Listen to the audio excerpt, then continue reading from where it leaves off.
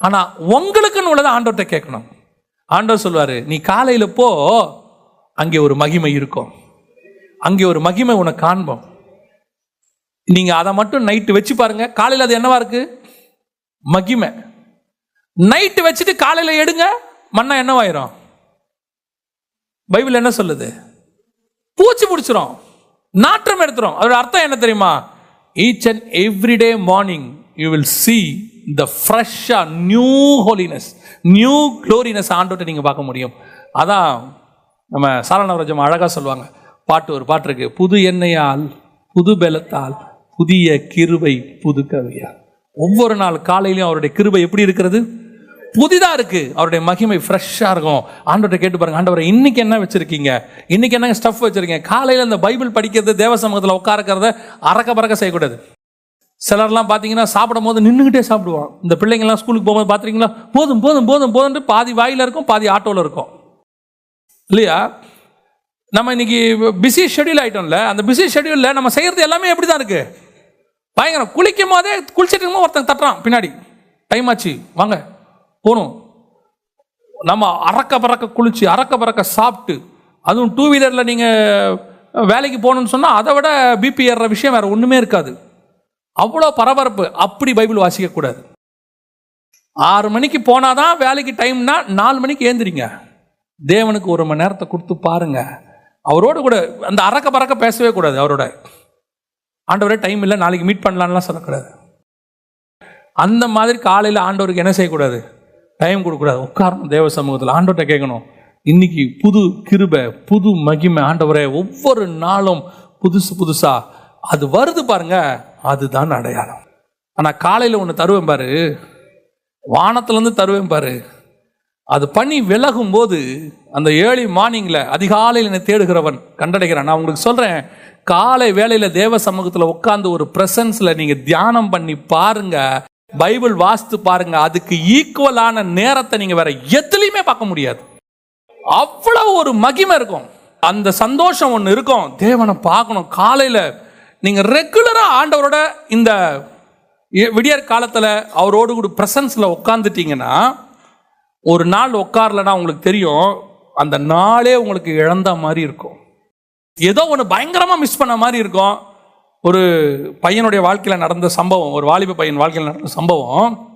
அவன் தினந்தோறும் தேவ சமூகத்தில் காலையில் காத்திருக்கிற ஒருத்தன், டெய்லி காத்திருப்பான்.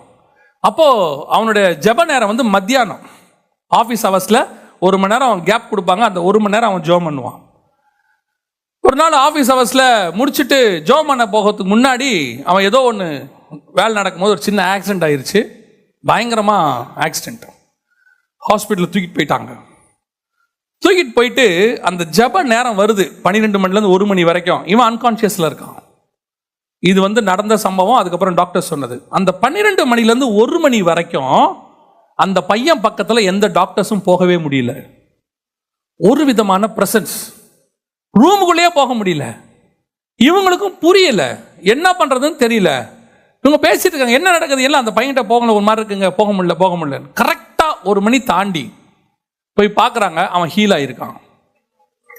ஆயிருக்கான். அப்போ அந்த பையனை கேட்குறாங்க, என்னப்பா நடந்துச்சுன்னு.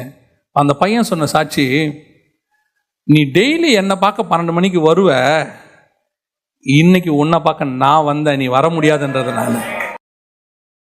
நம்ம தேவன் அப்படிப்பட்டதான ஒரு தேவன், அவ்வளவு சென்சிட்டிவா கூட இருப்பாரு.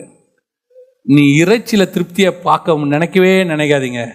பணத்தில் உங்களுக்கு திருப்தி வராது, நம்பர் தான் இருக்கும். அதில் வந்து ஒரு சந்தோஷம் இருக்கும், அப்பா சாவர வரைக்கும் நம்மகிட்ட பணம் இருக்குடான்னு. ஆனால் அதில் திருப்தி வராது, ஒரு வெறுமை இருக்கும்.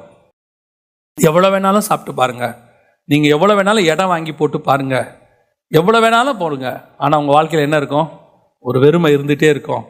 அட் த சேம் டைம் நீங்கள் தேவனோடு கூட சஞ்சரிக்க தொடங்குங்க, ஆண்டவரோடு கூட பேச தொடங்குங்க, வசனத்தை தியானிக்க தொடங்குங்க. ஒரு நாள் உங்களால் இது எல்லாத்தை விட, நான் வசனத்திலேருந்து உங்களுக்கு சொல்லணுன்னா, ஆபிரகாம் தேசத்தை சுதந்திரிக்கிறாரு, பேரப்பிள்ளை வரைக்கும் பார்த்துறாரு, யாக்கோபு வரைக்கும் பார்த்துறாரு. வசனத்தின்படி பார்த்தீங்கன்னா அவன் யாக்கோபு ஈசாக்கு என்பவரோடு கூட கூடாரங்களில் குடியிருந்தான் இருக்கு. இவ்வளத்தையும் பார்த்துட்டாரு. அவருடைய சொத்து எப்படி இருந்துச்சாமா? பூமி தாங்க கூடாததாக இருந்தது. அந்த ஊழியக்காரன் சொல்றான் போய் லாபான் கிட்ட, அவர் செல்வச்சீமானாக இருக்கிறார் அப்படிங்கிறான். அவ்வளோ பெரிய கோடீஸ்வரன், அவ்வளோ ஒரு நாடு இஸ்ரவேலுங்கிற நாடே கர்த்தர் என்ன பண்ணிட்டார், அவனுக்கு வாக்கு பண்ணிட்டாரு.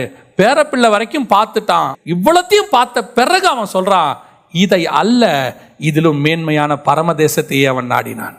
இந்த அறிவு எப்போ வரும் தெரியுமா? நமக்கு 60 வயசுல வரும், 70 வயசுல வரும். எல்லாம் பண்ணிட்டு பிள்ளைங்கெல்லாம் செட்டில் பண்ணிட்டோம். இப்போ என்ன பண்ணலாம், ஒரு வெறுமை வரும்.